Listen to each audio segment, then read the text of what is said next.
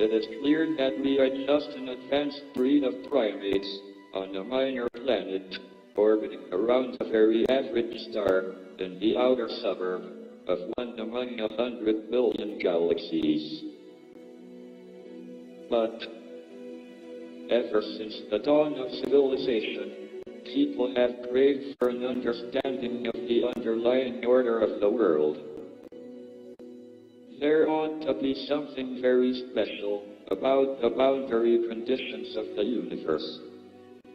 And what can be more special than that there is no boundary? And there should be no boundary to human endeavor. We are all different. However bad life may seem, there is always something you can do and succeed at. While there is life, there is hope.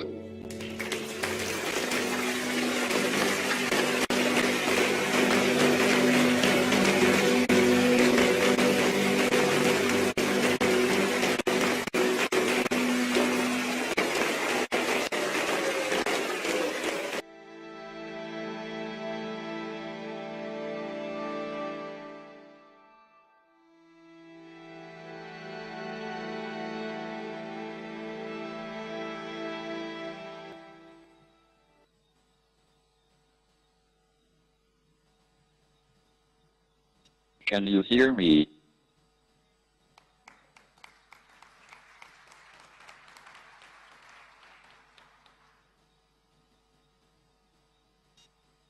I am delighted and honored to receive a special prize in fundamental physics.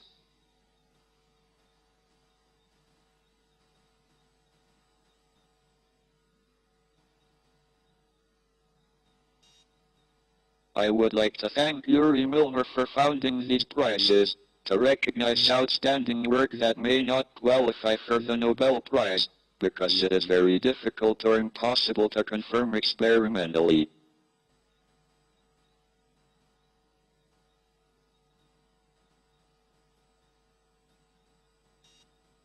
In my case, although almost every theoretical physicist agrees with my prediction, that a black hole should glow like a hot body, it would be very difficult to verify experimentally. The temperature of a macroscopic black hole is so low. I thought my discovery would never be confirmed or recognized. However, it could be claimed that it has already been indirectly confirmed by observations of the microwave background.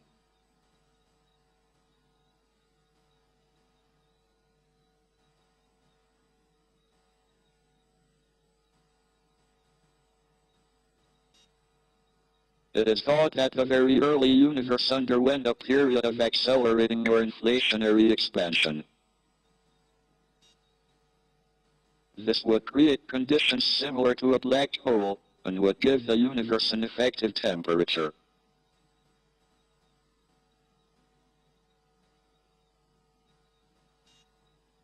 Thermal fluctuations in the very early universe would be frozen in, and would cause small differences in the microwave background in different directions.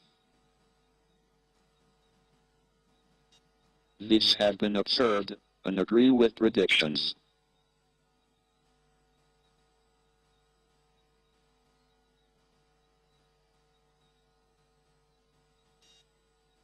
The thermal emission from black holes is important, because it shows that black holes have intrinsic entropy, and it shows that there is a deep connection between gravity and thermodynamics. It plays a key role in the ADS-CFT duality. I have also made contributions to cosmology.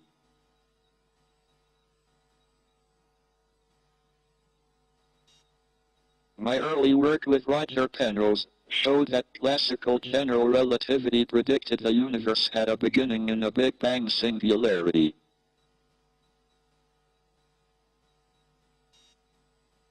That the universe had a beginning in the Big Bang 13.7 billion years ago is now accepted by most people working in cosmology, and is supported by the discovery of a faint background of microwaves.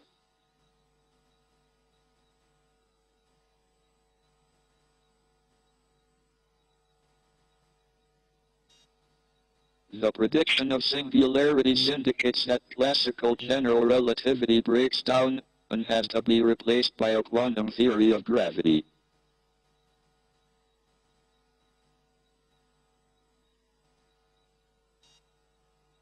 Jim Hartle and I proposed that the quantum state of the universe should be defined by a path integral over all compact Euclidean metrics without boundary.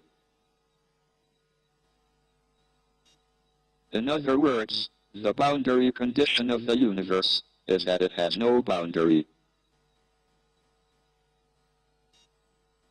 The no boundary condition implies that the laws of physics hold everywhere, even at the beginning of the universe.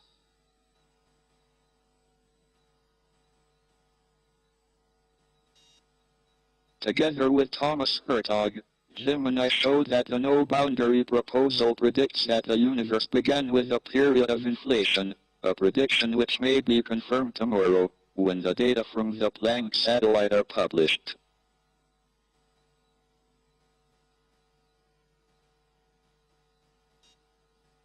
I feel a sense of achievement that I have managed to make these contributions, despite having ALS.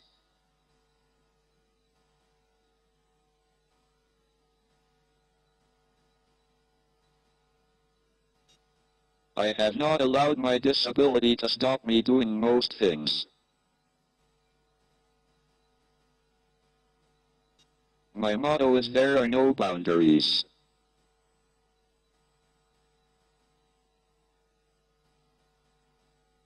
Thank you.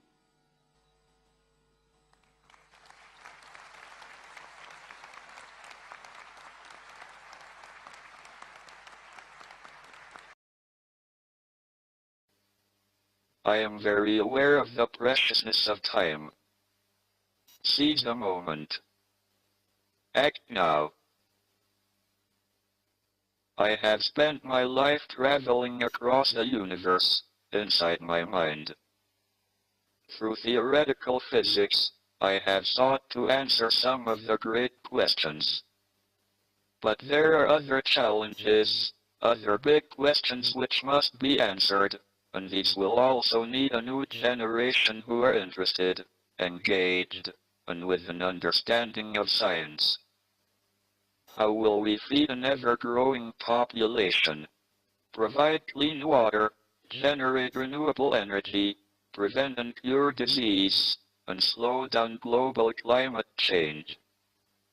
I hope that science and technology will provide the answers to these questions, but it will take people, human beings with knowledge and understanding, to implement these solutions.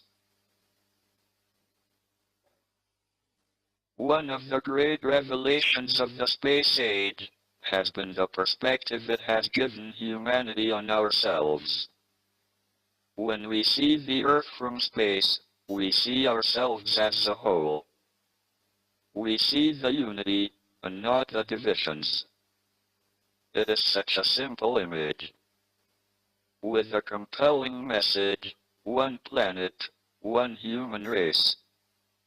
We are here together, and we need to live together, with tolerance and respect. We must become global citizens. I have been enormously privileged, through my work, to be able to contribute to our understanding of the universe. But it would be an empty universe indeed, if it were not for the people I love, and who love me. We are all time travelers, journeying together into the future. But let us work together to make that future a place we want to visit. Be brave, be determined, overcome the odds. It can be done. I am pleased to be here at Oxford today, to give the inaugural Roger Penrose Lecture, in honor of my longtime friend and colleague.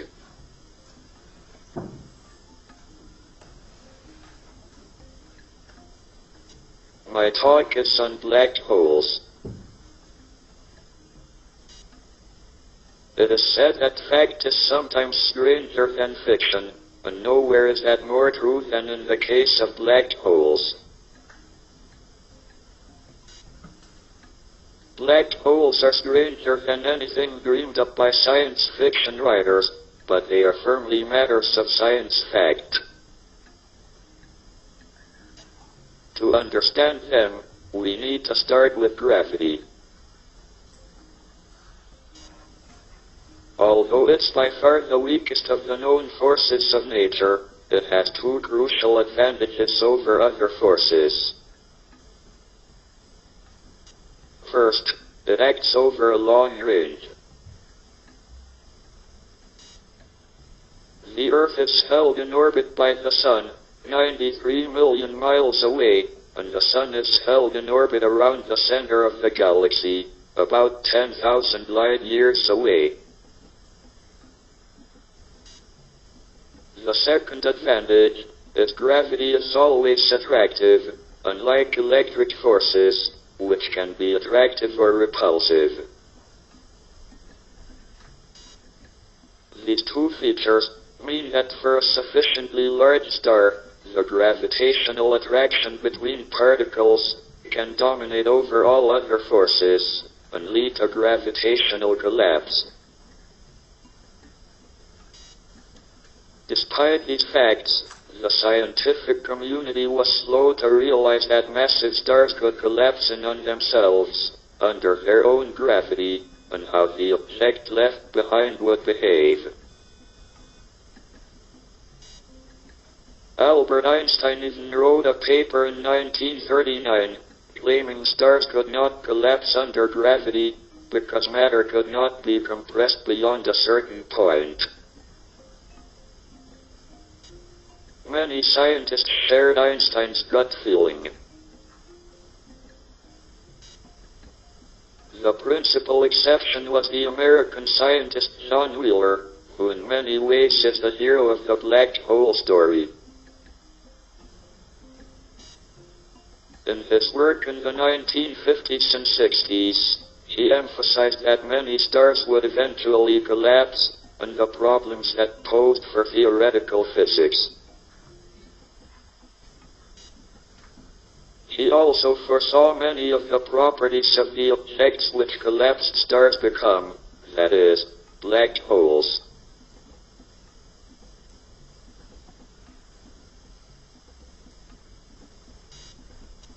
During most of the life of a normal star, over many billions of years, it will support itself against its own gravity, by thermal pressure, caused by nuclear processes, which convert hydrogen into helium. Eventually, however, the star will exhaust its nuclear fuel. The star will contract. In some cases, it may be able to support itself as a white dwarf star. However, Subramanian Chandrasekhar showed in 1930 that the maximum mass of a white dwarf star is about 1.4 times that of the Sun. A similar maximum mass was calculated by Soviet physicist Lev Landau for a star made entirely of neutrons.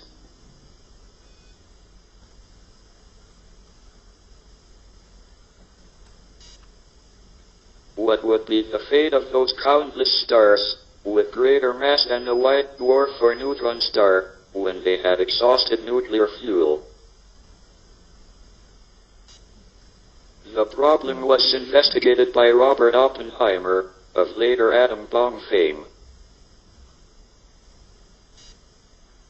In a couple of papers in 1939, with George Vodkoff and Hartland Snyder, he showed that such a star could not be supported by pressure, and that if one neglected pressure, a uniform spherically systematic symmetric star would contract to a single point of infinite density. such a point is called a singularity. All our theories of space are formulated on the assumption that space-time is smooth and nearly flat, so they break down at the singularity, where the curvature of space-time is infinite. In fact, it marks the end of time itself. That is what Einstein found so objectionable.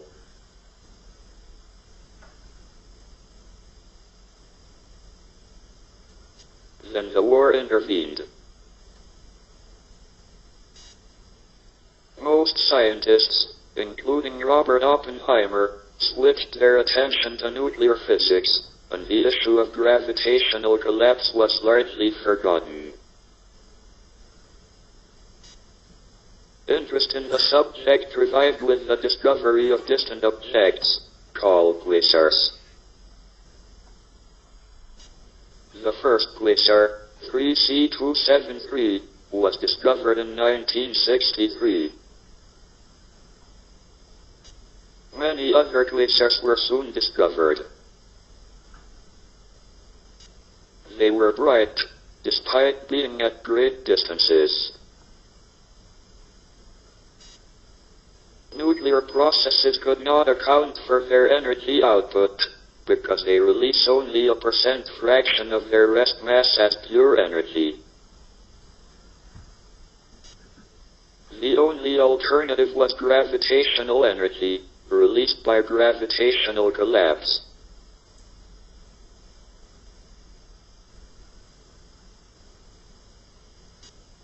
Gravitational collapses of stars were rediscovered. It was clear that a uniform spherical star would contract to a point of infinite density, a singularity. But what would happen if the star isn't uniform and spherical? Could this cause different parts of the star to miss each other and avoid a singularity? In a remarkable paper in 1965, Roger Penrose showed there would still be a singularity, using only the fact that gravity is attractive. Penrose gave a seminar in King's College, London, in January 1965. I wasn't at the seminar, but I heard about it from Brandon Carter, with whom I shared an office in the then New Dam premises in Silver Street.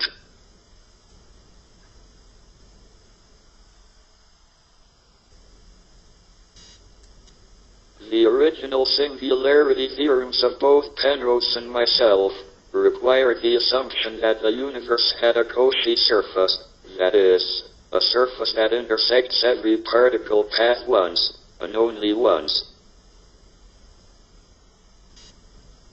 It was therefore possible that our first singularity theorems just proved that the universe didn't have a Cauchy surface. While interesting, this didn't compare in importance with time having a beginning or end. I therefore set about proving singularity theorems that didn't require the assumption of a Cauchy surface. In the next 5 years, Roger Penrose, Bob Garrick, and I developed the theory of causal structure and general relativity. It was a wonderful feeling, having a whole field virtually to ourselves. How unlike particle physics, where people were falling over themselves to latch onto the latest idea. They still are.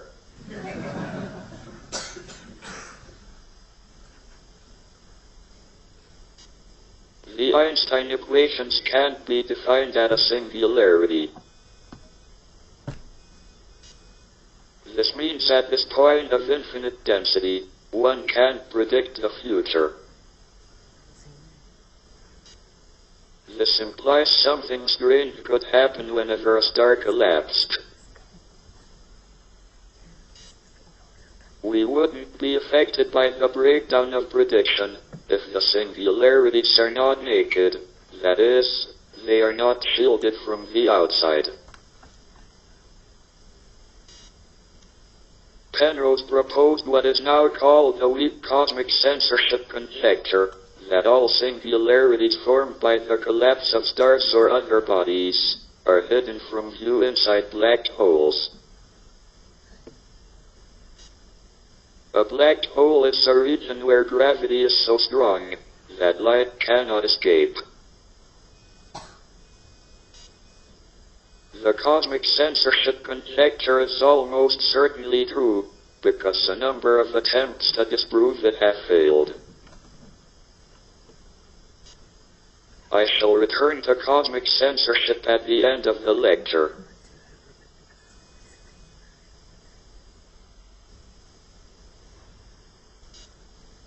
When John Wheeler introduced the term black hole in 1967, it replaced the earlier name, frozen star.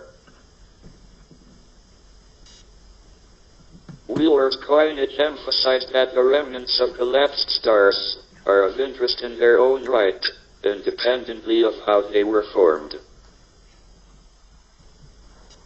The new name caught on quickly. It suggested something dark and mysterious, but the French, being French, saw a more risky meaning. For years, they resisted the name, true noir, claiming it was obscene. But that was a bit like trying to stand against the weekend, another frankly. In the end, they had to give in. Who can resist a name that is such a winner?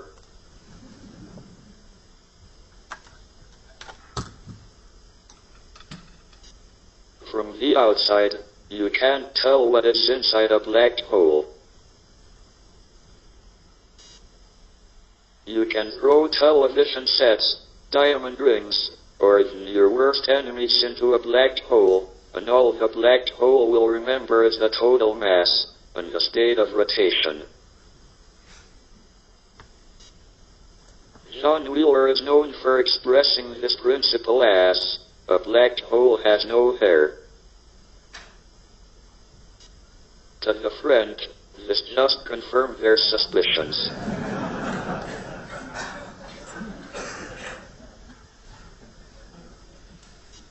A black hole has a boundary, called the event horizon.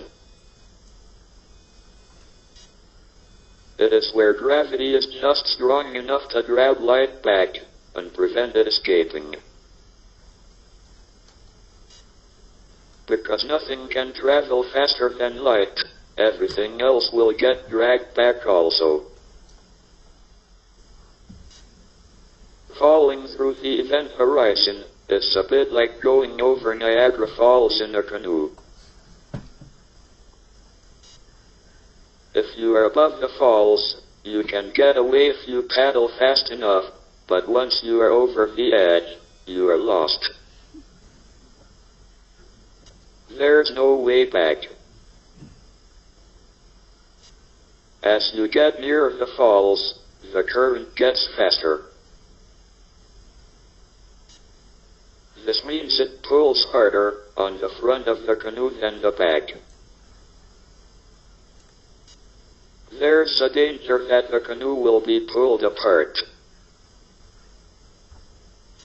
It is the same with black holes.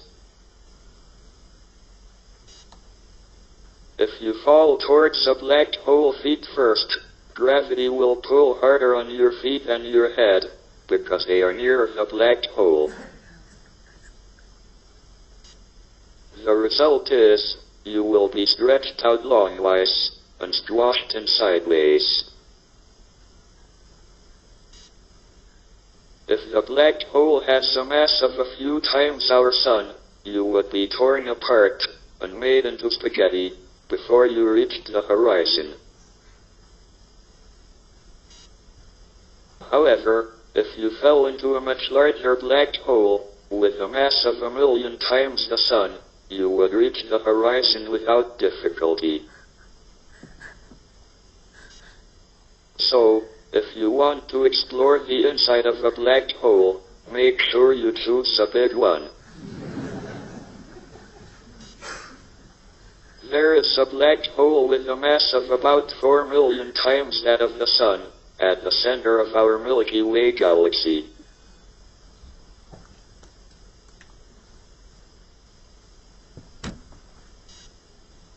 Although you wouldn't notice anything particular as you fell into a black hole, someone watching you from a distance would never see you cross the event horizon. Instead, you would appear to slow down and hover just outside. Your image would get dimmer and dimmer, and redder, until you were effectively lost from sight. As far as the outside world is concerned, you would be lost forever.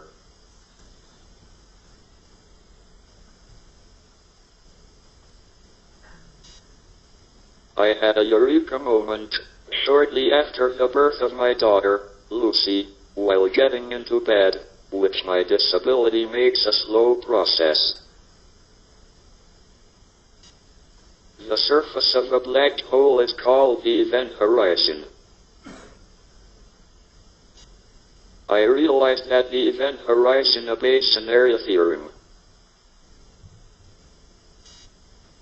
If general relativity is correct, and the energy of matter is positive, then the area of the event horizon has the property that it always increases when additional matter or radiation falls into the black hole.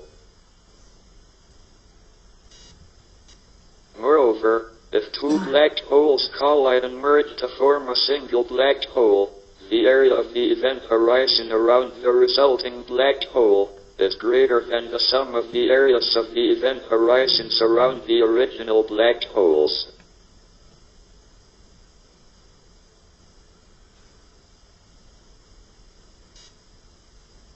The area theorem and no-hair theorem can be tested experimentally by the LIGO Gravitational Wave Observatory. On the 14th of September, 2015, in event GW150914, LIGO, for the first time, detected gravitational waves from the collision and merger of a black hole binary. Since then, LIGO has reported more detections of black hole mergers and most recently, a neutron star merger.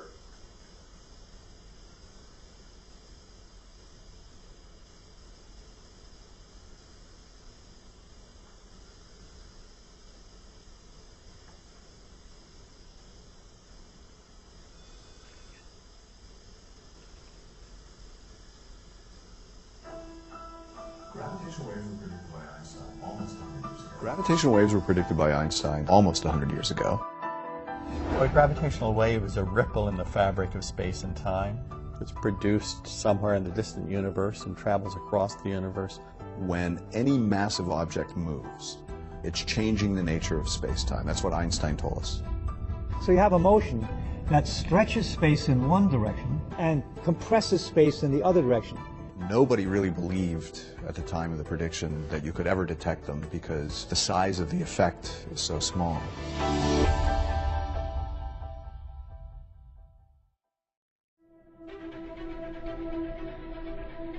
It was what we call a chirp, and it was strong. Everybody thought it was a fluke. It was too good.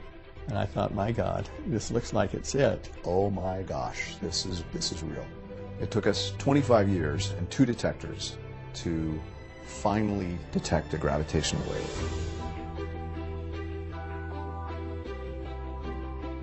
We have interferometers, one in Hanford, Washington, one in Livingston, Louisiana, to detect the stretching and compressing of space. We literally look for changes in the space-time distance in our instruments as the gravitational wave goes by. And the gravitational wave pushes them together and apart by 1/1000th the diameter of the nucleus of an atom.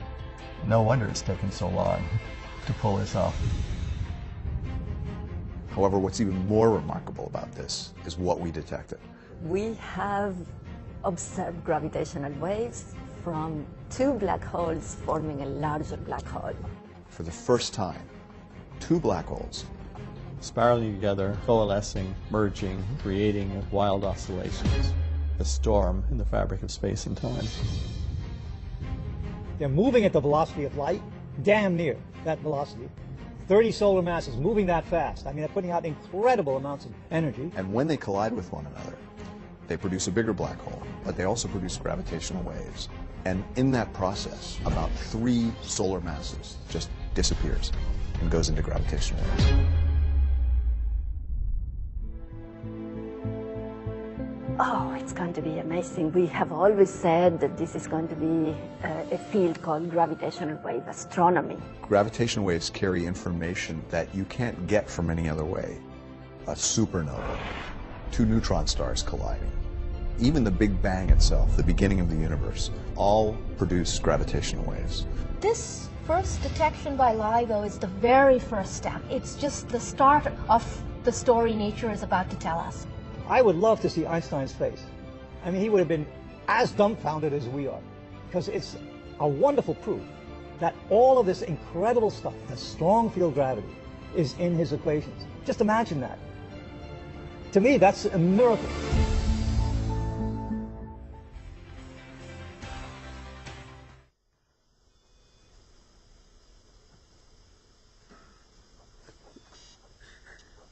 From the gravitational waves emitted as the final black hole settles down to equilibrium, it should be possible to test whether this black hole is described by the Kerr solution, as predicted by the no-hair theorem.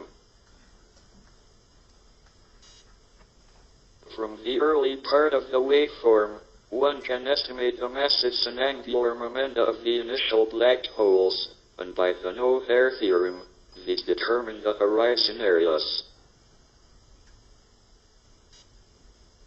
These can be compared to the area of the final black hole to test the area theorem.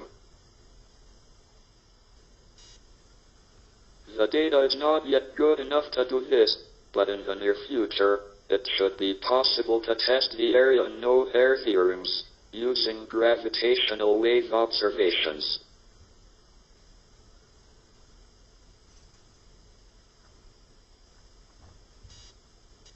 With many more gravitational wave detections expected, and the opening of a third laser interferometer, called Virgo, earlier this year, I am excited by the possibilities this new era of gravitational wave astronomy will bring.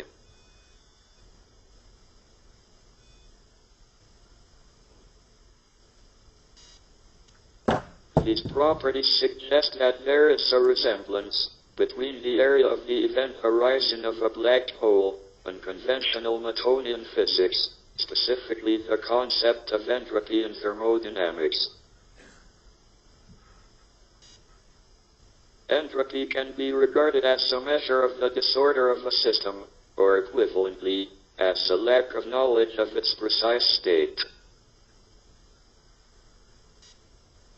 The famous second law of thermodynamics says that entropy always increases with time. This discovery was the first hint of this crucial connection.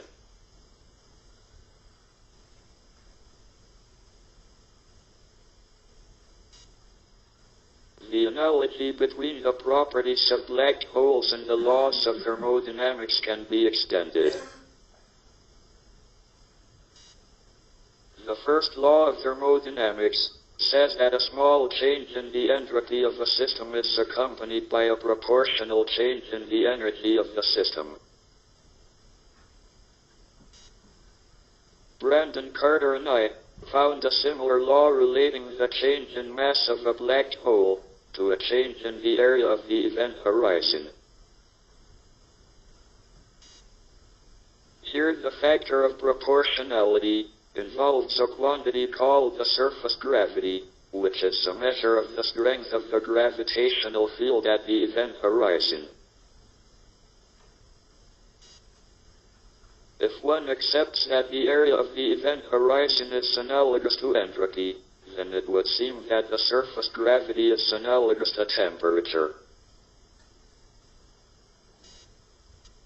The resemblance is strengthened by the fact that the surface gravity turns out to be the same at all points on the event horizon, just as the temperature is the same everywhere in a body at thermal equilibrium.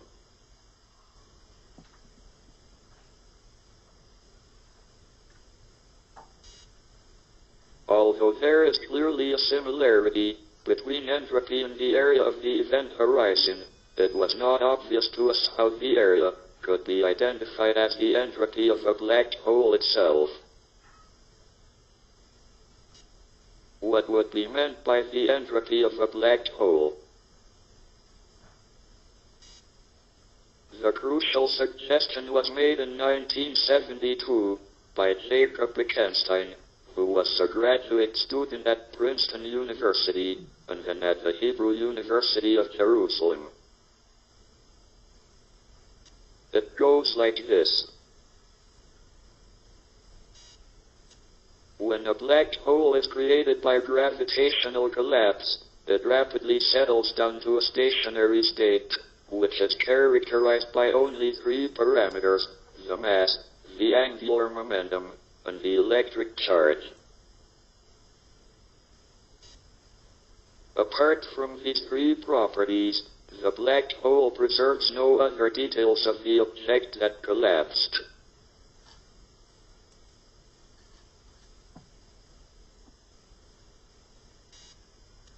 The theorem has implications for information, in the cosmologist's sense of information, the idea that every particle and every force in the universe has an implicit answer to a yes-no question.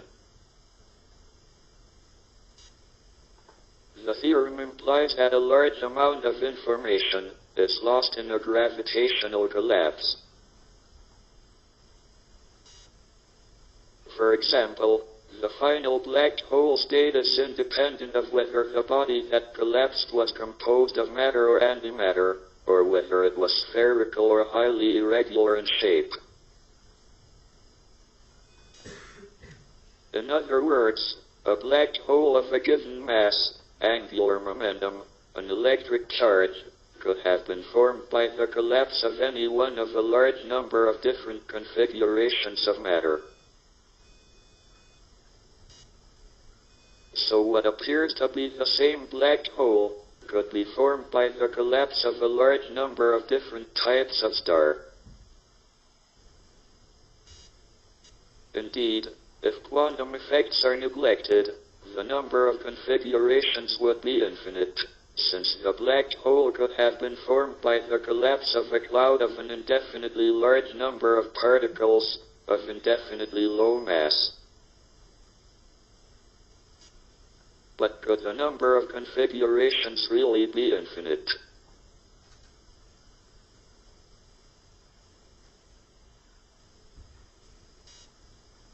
The uncertainty principle of quantum mechanics implies that only particles with a wavelength smaller than that of the black hole itself could form a black hole. That means the wavelength would be limited. It could not be infinite. It therefore appears that the number of configurations that could form a black hole of a given mass, angular momentum, and electric charge, although very large, may also be finite.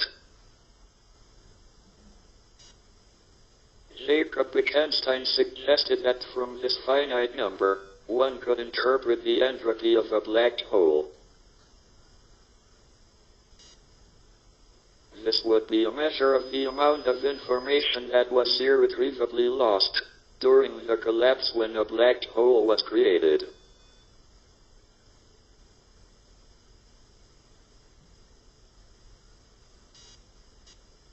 The apparently fatal flaw in Bekenstein's suggestion was that if a black hole has a finite entropy that is proportional to the area of its event horizon, it also ought to have a finite temperature, which would be proportional to its surface gravity.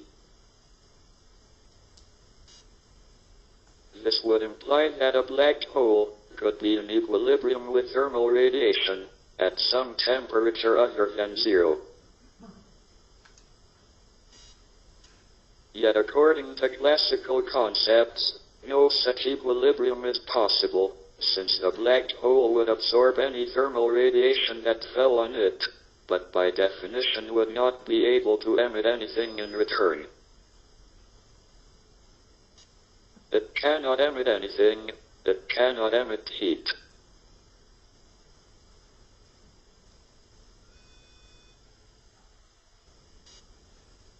This created a paradox about the nature of black holes, the incredibly dense objects created by the collapse of stars.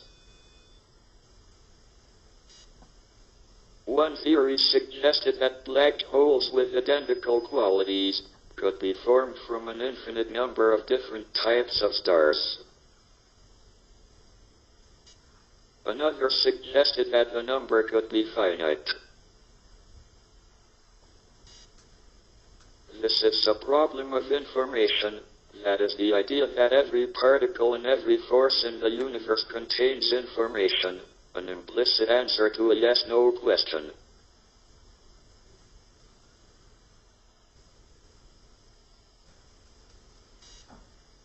Because black holes have no hair, as the scientist John Wheeler put it, one can't tell from the outside what is inside a black hole, apart from its mass, electric charge, and rotation.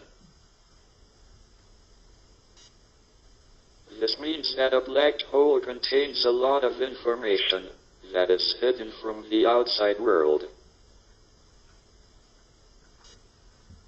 But there's a limit to the amount of information one can pack into a region of space. Information requires energy, and energy has mass, by Einstein's famous equation, E equals mc squared. So if there's too much information in a region of space, it will collapse into a black hole, and the size of the black hole will reflect the amount of information. It is like piling more and more books into a library. Eventually, the shelves will give way, and the library will collapse into a black hole.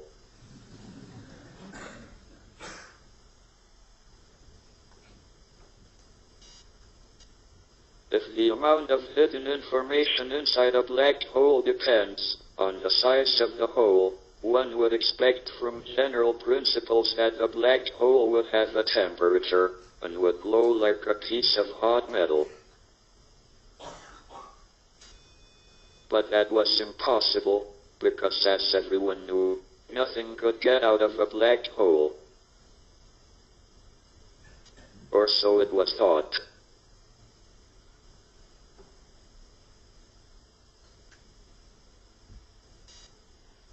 This problem remained until early in 1974, when I was investigating what the behavior of matter in the vicinity of a black hole would be, according to quantum mechanics. To my great surprise, I found that the black hole seemed to emit particles at a steady rate. Like everyone else at that time, I accepted the dictum that a black hole could not emit anything. I therefore put quite a lot of effort into trying to get rid of this embarrassing effect. But the more I thought about it, the more it refused to go away, so that in the end I had to accept it. What finally convinced me it was a real physical process was that the outgoing particles have a spectrum that is precisely thermal. My calculations predicted that a black hole creates and emits particles and radiation, just as if it were an ordinary hot body, with a temperature that is proportional to the surface gravity, and inversely proportional to the mass. This made the problematic suggestion of Jacob Bekenstein, that a black hole had a finite entropy, fully consistent, since it implied that a black hole could be in thermal equilibrium at some finite temperature other than zero.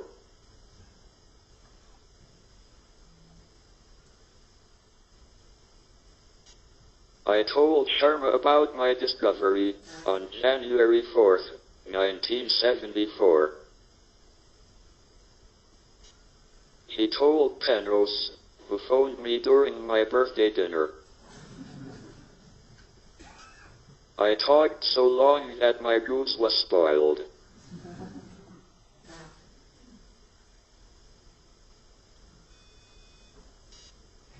Since that time, the mathematical evidence that black holes emit thermal radiation has been confirmed by a number of other people with various different approaches. One way to understand the emission is as follows. Quantum mechanics implies that the whole of space is filled with pairs of virtual particles and antiparticles that are constantly materializing in pairs, separating, and then coming together again, and annihilating each other.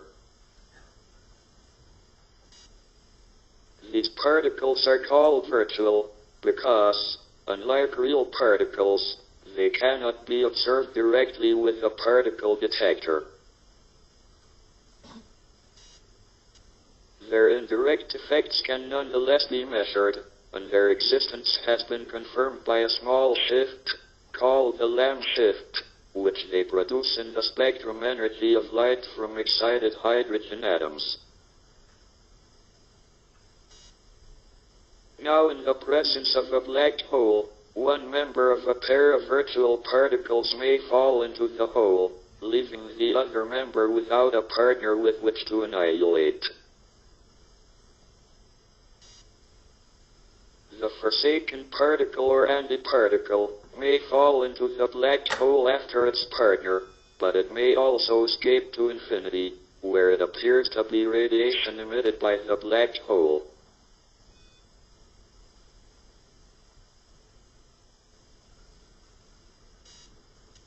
Another way of looking at the process is to regard the member of the pair of particles that falls into the black hole, the antiparticle say, as being really a particle that is traveling backward in time.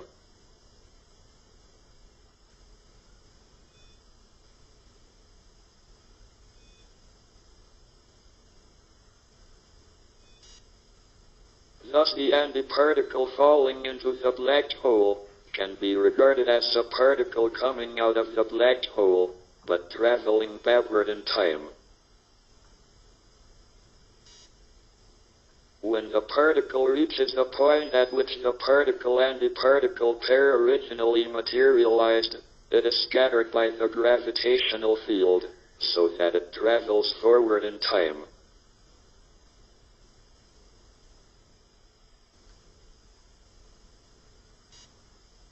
A black hole of the mass of the Sun would leak particles at such a slow rate, it would be impossible to detect. However, there could be much smaller mini black holes with the mass of, say, a mountain. These might have formed in the very early universe, if it had been chaotic and irregular. A mountain-sized black hole would give off X-rays and gamma rays at a rate of about 10 million megawatts, enough to power the world's electricity supply. It wouldn't be easy, however, to harness a mini black hole. You couldn't keep it in a power station, because it would drop through the floor, and end up at the center of the Earth. If we had such a black hole, about the only way to keep hold of it would be to have it in orbit around the Earth.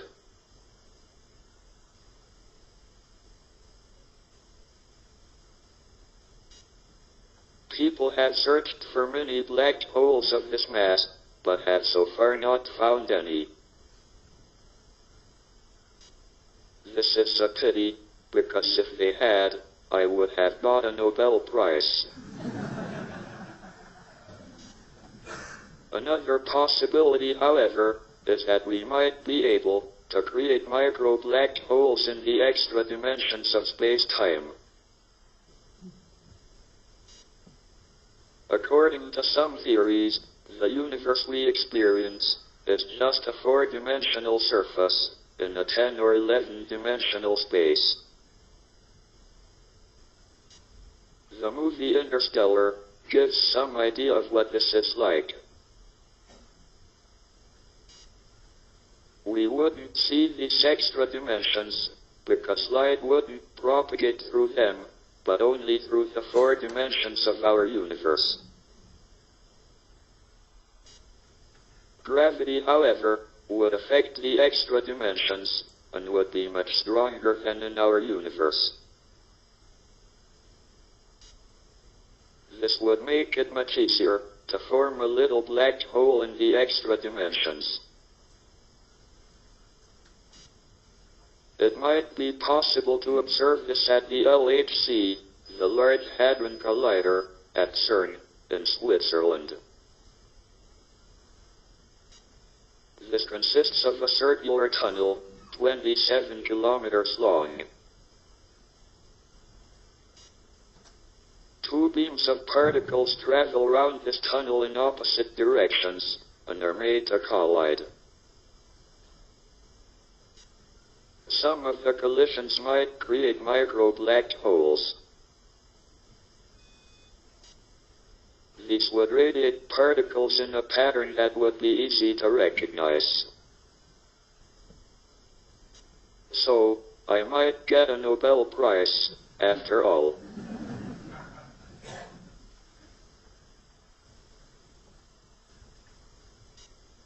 As particles escape from a black hole, the hole will lose mass and shrink. This will increase the rate of emission of particles. Eventually, the black hole will lose all its mass and disappear. What then happens to all the particles and unlucky astronauts that fell into the black hole? They can't just re-emerge when the black hole disappears. The particles that come out of a black hole seem to be completely random, and to bear no relation to what fell in. It appears that the information about what fell in is lost, apart from the total amount of mass and the amount of rotation. But if information is lost, this raises a serious problem that strikes at the heart of our understanding of science. For more than 200 years, we have believed in scientific determinism, that is, that the laws of science determine the evolution of the universe. This was formulated by Pierre-Simon Laplace, who said that if we know the state of the universe at one time, the laws of science will determine it at all future and past times. Napoleon is said to have asked Laplace how God fitted into this picture. Laplace replied, "Sire, I have not needed that hypothesis." I don't think that Laplace was claiming that God didn't exist. It is just that he doesn't intervene to break the laws of science. That must be the position of every scientist. A scientific law is not a scientific law if it only holds when some supernatural being decides to let things run and not intervene.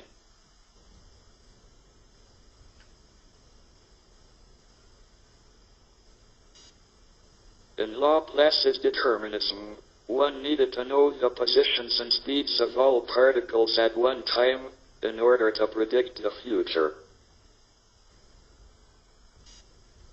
But there's the uncertainty relationship, discovered by Walter Heisenberg in 1923, which lies at the heart of quantum mechanics.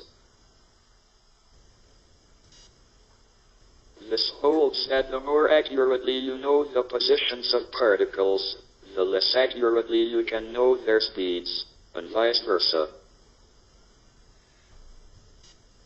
In other words, you can't know both the positions and the speeds accurately. How then can you predict the future accurately? The answer is that although one can't predict the positions and speeds separately, one can predict what is called the quantum state. This is something from which both positions and speeds can be calculated to a certain degree of accuracy. We would still expect the universe to be deterministic, in the sense that if we knew the quantum state of the universe at one time, the laws of science should enable us to predict it at any other time.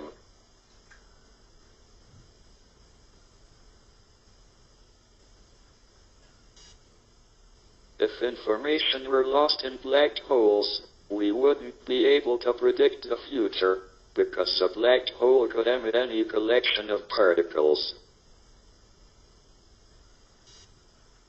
It could emit a working television set, or a leather-bound volume of the complete works of Shakespeare, though the chance of such exotic emissions is very low. It is much more likely to emit thermal radiation, like the glow from red-hot metal. It might seem that it wouldn't matter very much if we couldn't predict what comes out of black holes. There aren't any black holes near us. But it is a matter of principle. If determinism, the predictability of the universe, breaks down with black holes, it could break down in other situations. There could be virtual black holes that appear as fluctuations out of the vacuum, absorb one set of particles, emit another, and disappear into the vacuum again.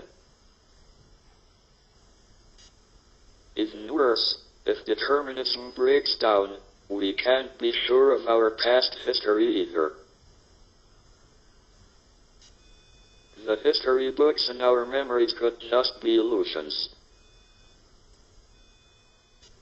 It is the past that tells us who we are. Without it, we lose our identity.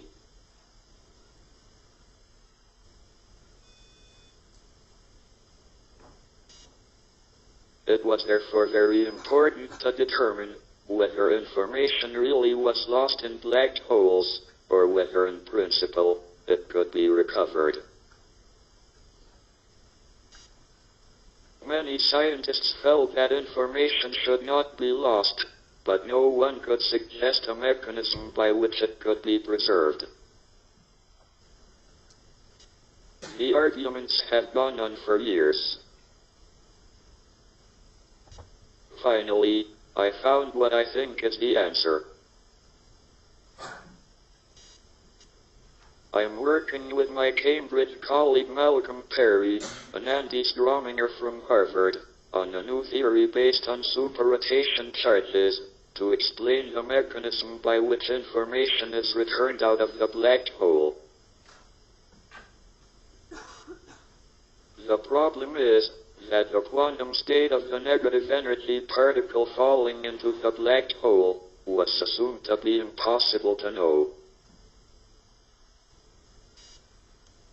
But unless the quantum state of the ingoing particle is known, the full quantum state cannot be determined, and the outgoing radiation is a mixed quantum state, rather than a pure state. However, it now appears that information is encoded on the horizon of the black hole as an infinite head of supertranslation and superrotation software.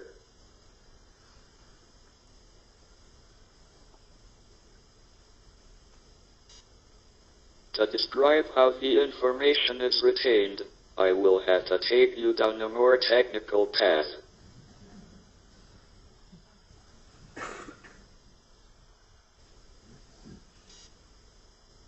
Supertranslations act on the generators of the horizon by a finite shift of each point on the generator by an amount which varies from generator to generator. Superrotations interchange the generators in a manner which varies across the horizon. Together, these symmetries may determine the quantum state of the outgoing radiation in terms of the ingoing flow of matter and linearized gravitational radiation across the horizon. It is not necessary to analyze the effect they have on the outgoing radiation. This shows there will be no loss of information. The quantum states of the outgoing radiation will be determined by the supertranslations and superrotations of the horizon, which are in turn determined by the quantum state of the ingoing matter.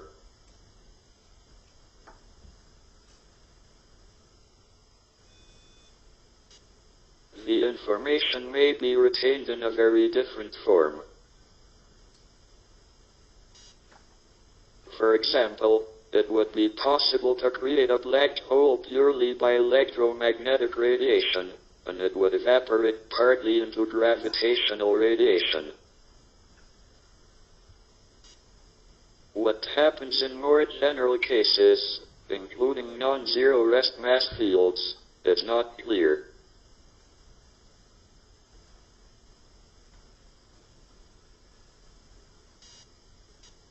There will necessarily be a naked singularity when the black hole disappears, but by then it will have radiated away all its mass, so one might expect that there would be some smooth resolution of the singularity in the semi-classical approximation.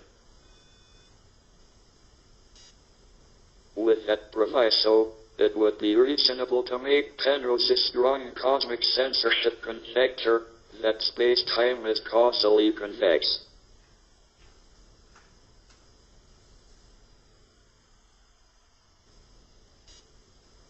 What does this tell us about whether it is possible to fall in a black hole and come out in another universe? The existence of alternative histories with black holes suggests this might be possible. The hole would need to be large, and if it was rotating, it might have a passage to another universe. But it wouldn't obey Penrose's strong cosmic censorship conjecture.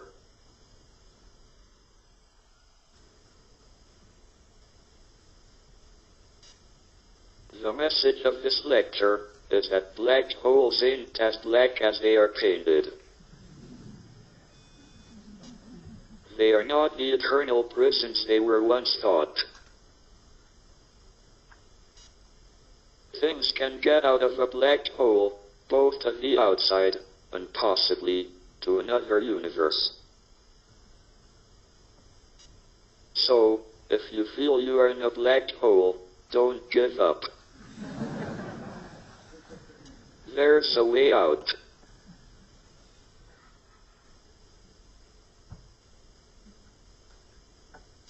Thank you very much.